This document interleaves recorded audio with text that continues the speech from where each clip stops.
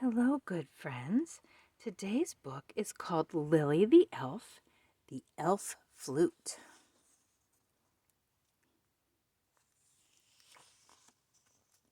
Lily lives with her dad in a tiny elf house, hidden under a bridge in a busy city. In the moss garden behind the house, there is an even tinier house called a granny flat, and in the granny flat lives Lily's granny. Lily is in the kitchen reading aloud one of her poems. She is planning to read it at the Grand Elf concert tomorrow. Just then, the mail bee arrives. Usually, he only brings ordinary letters, but this morning, he has something special for Lily. He hands her a thin, long package. Lily loves getting surprise packages. She hops up and down in excitement. Dad helps Lily to undo the string. She tears open the brown paper. Inside is a note and something wrapped in tissue.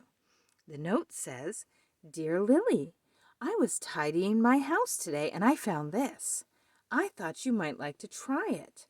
Love from Aunt Daisy." Aunt Daisy lives under another bridge a long way away. It is extra exciting to get a present from far away. Lily hops a bit more now. She unwraps it very carefully. Suddenly, there is a flash of silver. "An elf flute," squeals Lily. "It's a real beauty," says Granny. Lily puts her poem away. It will be much more fun to play her new flute at the Grand Elf concert.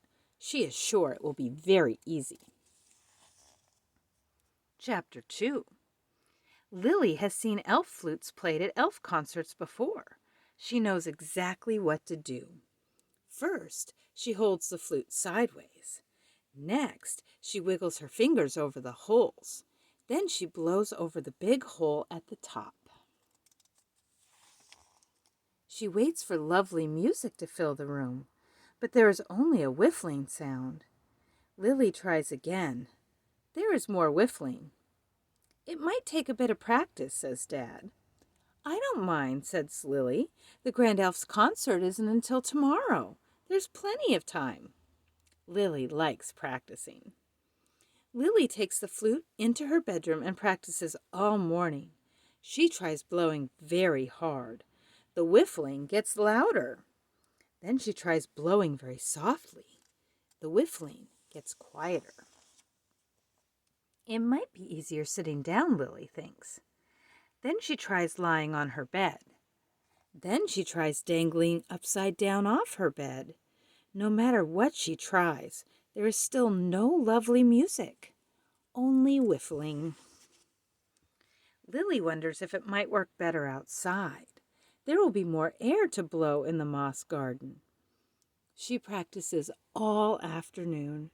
She tries standing in the breeze. She even tries standing on one foot on a toadstool. But it is no good. Granny looks out her window. "What's that funny whiffling noise?" she asks. "It's me," says Lily. "I want to play my new elf flute for the concert. But it is much harder than I thought." Lily lets out a big, deep sigh. Chapter 3. Dad comes outside to do some gardening. "Can I try your flute?" he asks. "Sure," says Lily. She is glad to have a break. Dad makes a lovely sound like a bellbird. Lily frowns.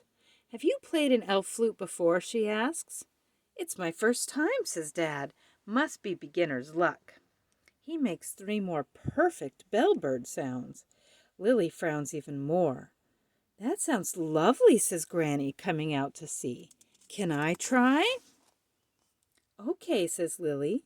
She is too busy frowning to practice anyway. Granny picks up the flute. Right away, she plays a tune like a songbird singing. Lily frowns much more. "That was beautiful," says Dad. "Everyone can play the elf flute except her." Granny gives Lily back her flute.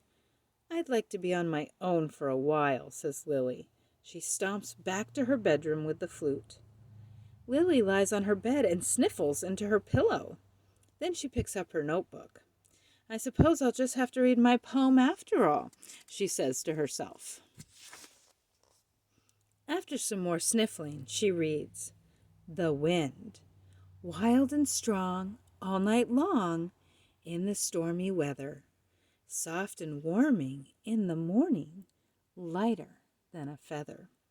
Silly old poem, says Lily. She slams the notebook shut. Chapter 4. In the evening after dinner, everyone practices their concert act. Dad plays an elf tune on his fiddle. Lily and Granny clap for him. Granny sings a very old song about forgotten elf magic. Lily and Dad clap for her. Then it is Lily's turn. Lily reads her poem. Dad and Granny listen carefully. Then they both clap for a long time. It's perfect for the concert, says Dad. Beautiful, agrees Granny. The elves are going to love it. I don't love it, says Lily in her best grumbling voice. I wanted to play my new flute. At bedtime, Granny tucks her in. I hope it's a windy night for the concert, says Lily. Why? asks Granny. Real gusts of wind would make my poem sound more exciting, explains Lily. It still won't be as good as elf flute music, but it would be better than a plain old poem. Maybe you could make the noise of the wind as you read, Granny suggests. Granny makes lots of funny whooshing noises to show Lily what she means. Lily tries not to giggle, but she can't help it. Later on, just as she is about to close her eyes, Lily looks over at the silver flute. It is on her dresser, twinkling in the moonlight. Then, suddenly, Lily has a very good idea. Chapter 5. The next day, everyone gets ready for the grand elf concert. Dad polishes his fiddle and wears his best hat. Granny does special warm-up singing and wears her sparkliest brooch.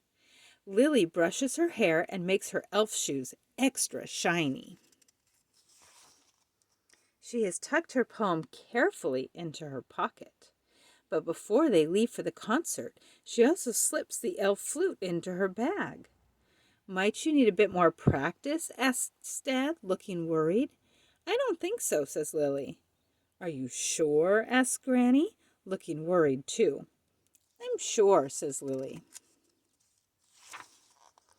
At the concert, they watch the elves performing their acts on stage. Some play trumpets, drums, and guitars. Others do dancing, headstands, and magic tricks. Soon it is their turn. First, Granny sings her elf song. Everyone sings along. Then Dad plays his tune on the fiddle. The elves tap their toes. Finally, Lily walks onto the stage. She takes her elf flute out of her bag. She holds it up and blows into it very hard. It makes a loud whiffling sound like a wild wind. Dad and Granny look more worried than ever. Then Lily reads the first part of her poem in her wildest, stormiest voice. The wind, wild and strong, all night long in the stormy weather. Lily lifts her flute again and blows very softly, just like a gentle breeze. For the softest part, she uses her softest, lightest voice. Soft and warming in the morning, lighter than a feather. The elves clap and cheer and make whooshing windy noises. With a big smile, Lily takes a bow. She played her elf flute perfectly. Thank you, friends. Let's read again sometime.